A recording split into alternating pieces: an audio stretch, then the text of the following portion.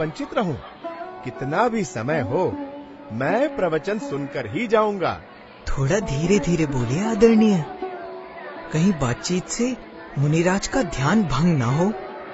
अभी ये सिद्धों से बातें कर रहे हैं।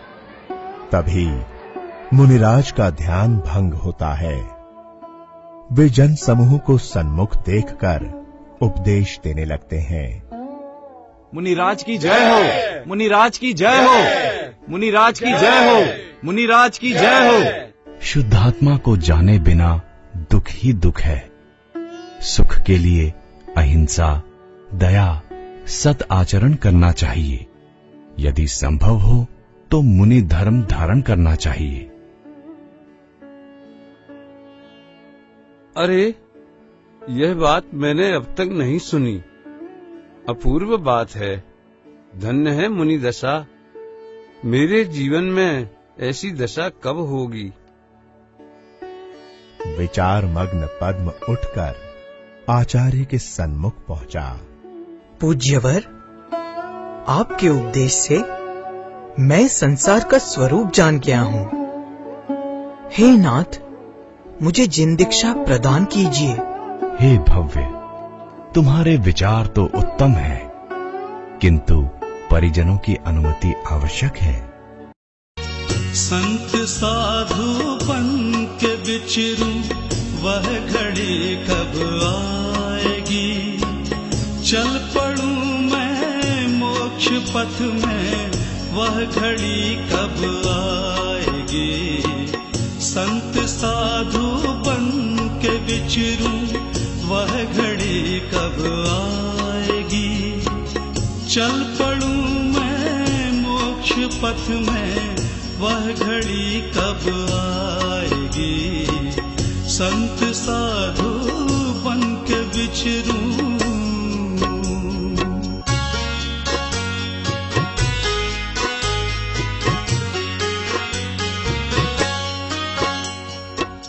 हाथ में पीछी कमंडल, ध्यान आत्म राम का।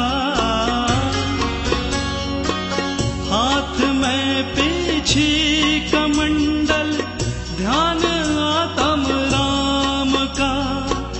छोड़कर घर बार, छोड़कर घर बार, दीक्षा की घड़ी कब आएगी? संत साधु बन के विचरूं।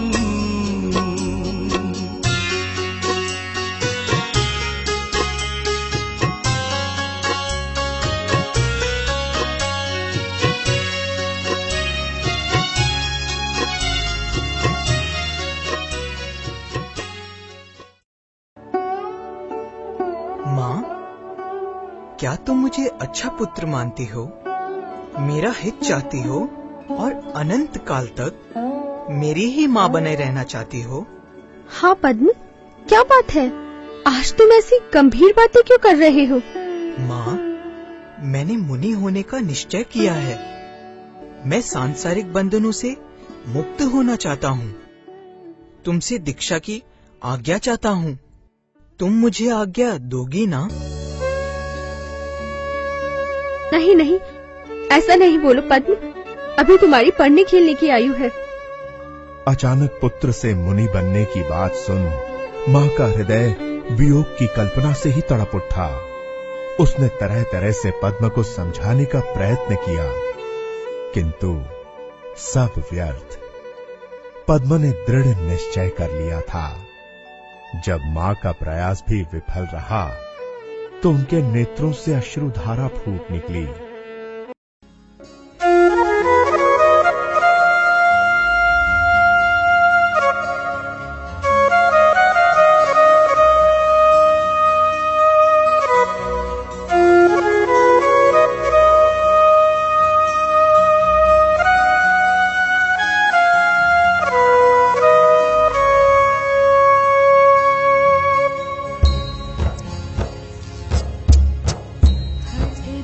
जो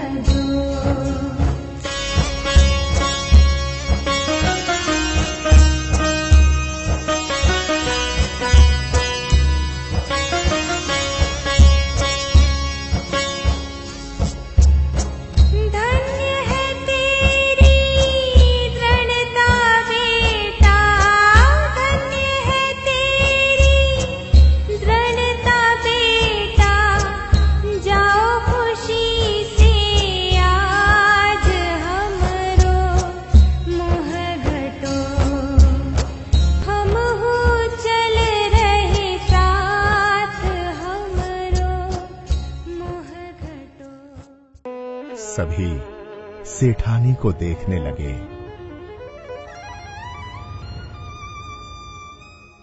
नहीं माँ, मैं अपने जन्म के लिए लज्जित हूँ। अब अनंत काल तक जन्म न लूंगा, किसी को कष्ट न दूंगा।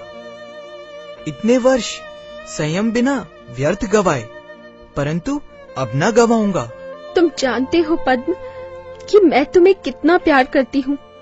तुम ही मेरी एकमात्र संतान हो। मैं अपनी ममता को कैसे तजूं? नहीं नहीं पद्म, ऐसा नहीं होने दूंगी। तुम ही अनंत काल तक मेरे पुत्र कहलाओगे। मैं जानता हूँ माँ, इसीलिए तुमसे दीक्षा की आज्ञा चाहता हूँ। अब मैं इसी जन्म तक तुम्हारा पुत्र कहलाऊंगा। मैं प्रतिज्ञा करता हूँ कि अब किसी और को अपनी माँ नहीं बनाऊंगा।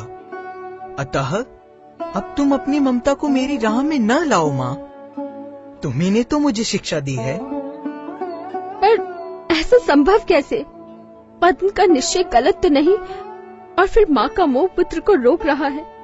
वियोग के डर से मैं स्वार्थी बन रही हूँ। धिक्कार है मेरा मोह, जो सन्मार्ग पर चलने वाले पुत्र के सुख में ही बाधा बन रहा है। कौन कहता है कि मैं रोती हूँ? अरे इन मोही पुत्र की सिंह गर्जना से मोही माँ का मोह नेत्र पथ से बहकर पुत्र के पथ को प्रक्षालित कर रहा है। फिर ये आंसू क्यों गिर रहे हैं?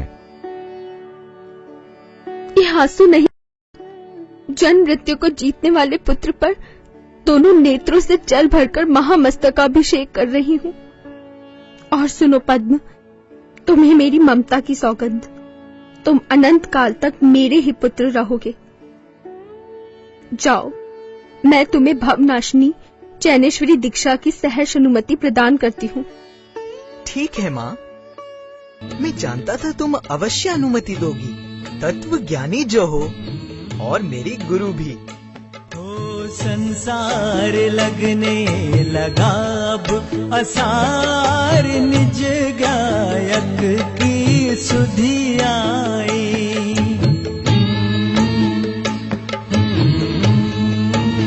ओ संसार लगने लगा अब असार। 11 वर्ष की आयु में पद्म ने आचार्य जिनचंद्र से दीक्षा ग्रहण की।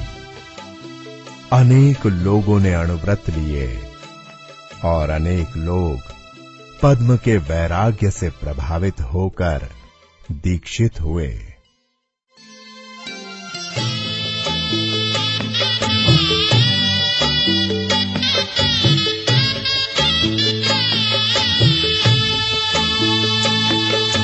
दशो दिशाओं की चुनरिया ओढ़ चले मुक्ति डगरिया। मुक्ति नगर को चले दिगंबर, हर्षित धरा और अंबर।